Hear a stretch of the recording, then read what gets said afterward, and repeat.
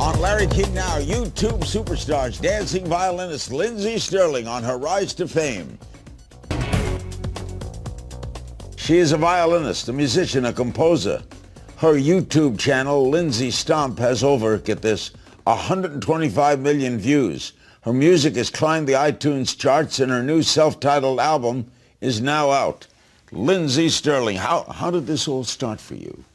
How did you come up with dancing while playing?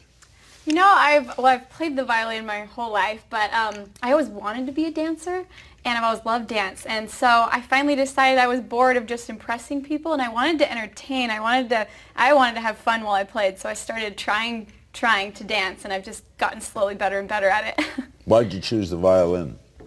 As a kid, my parents would take me to all these free orchestra concerts all around all around LA.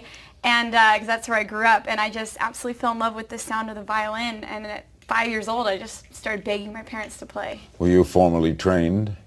I started at the age of 6, taking lessons and playing in the school orchestra. What, Lindsey, was your break? How did someone spot you? No, I mean, I tried many different things to have my break, and finally I just started putting videos on YouTube, and that was actually what made all the difference in the world for me, was just slowly gaining my own fan base after I'd been told no by everybody else. So now, when you have videos on YouTube, do you make money from that? Yeah. I mean, do they sell advertising and you get a portion of the advertising? How are you rewarded?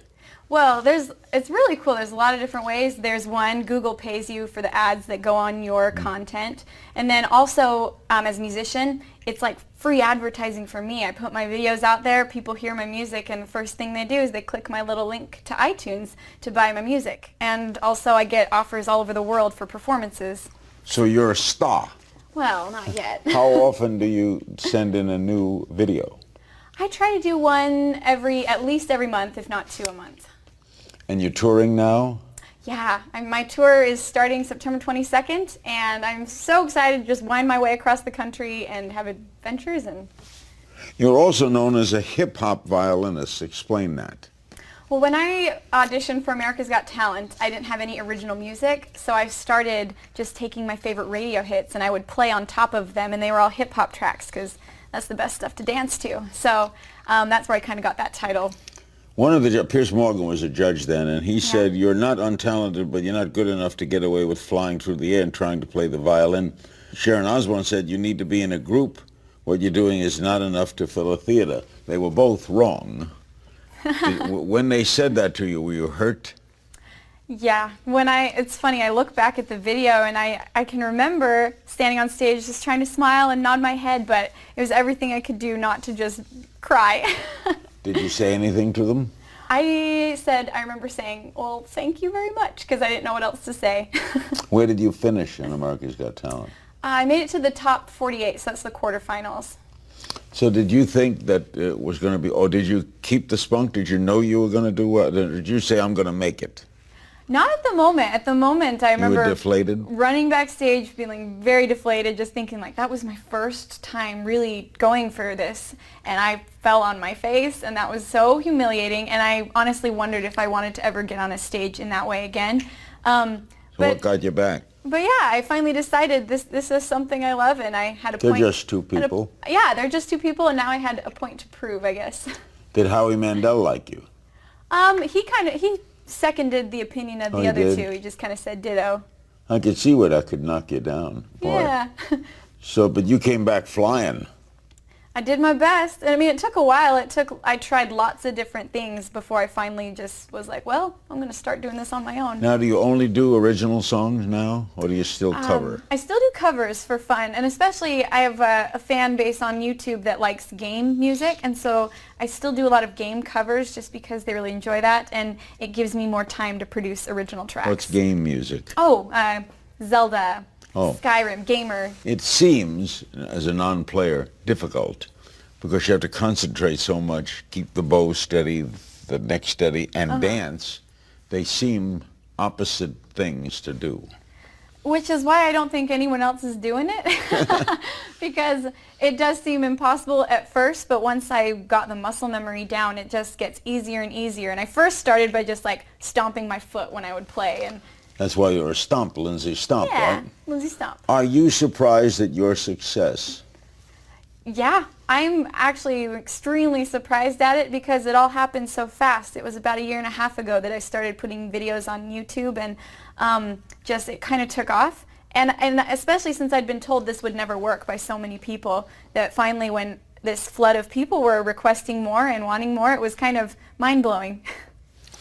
She's Lindsey Stirling. You know her as Lindsey Stomp. Over 125 million views on YouTube. She's going to play for us in a couple of minutes, but we'll be back with more talk after this. We're back with Lindsey Stirling. She's Lindsey Stomp on YouTube. Years ago, musicians were discovered during live performances. You were discovered on YouTube. Was it a flood of people? I mean, how did you react with all these people coming in to see you, watching you from all over everywhere? You know, it's been funny. It's been this little climb. It's just little by little. At first, it's funny because you just have you realize, wow, I could draw an audience of 5 people anywhere in the world, you know? But it's kind of cool that all of a sudden there's a draw where I went to New York City a couple months ago and sold out Webster Hall, you know, where it's just this amazing, it still surprises me and shocks me that there's an audience that would come to see me. This is the future, right? Yeah, the it internet is. is the future. It definitely is. Do you have brothers and sisters? I do. Are they musically inclined? Yeah, my older sister was a music major, and all my siblings play something. You're a Mormon, right? You live in Provo. Uh-huh. Did your parents support you? Oh, yes. They've been more supportive than I could have ever hoped for. They like you're doing this. Yeah, in a way, I mean, they gave up a lot to raise a family. They kind of had to shelve some of their dreams once, you know, they suddenly had kids that were starting to have dreams of our own. And so they are 100% supportive of, go out there and chase what you want to do, girl. Now, your music is, of course, not played on the radio, is it? No. Are you going to do an album? I do have an album. I don't know how radio friendly it is since there's no lyrics to my songs. Yeah, but if it's good music, its instrumentals get played, don't they? Yeah, I mean, what is it, Classical Gas? Yeah. That was the biggest hit ever. How old are you? I'm 25. What music do you listen to? I listen to just about everything, except for I don't listen to a lot of country, but I mean, I love electronic music. That just feeds my soul. Anything from Passion Pit to Skrillex to Swedish House Mafia, that's my favorite stuff.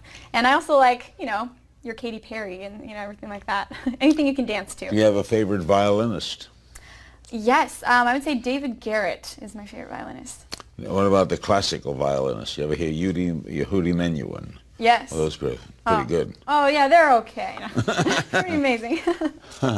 You get recognized now when you go out?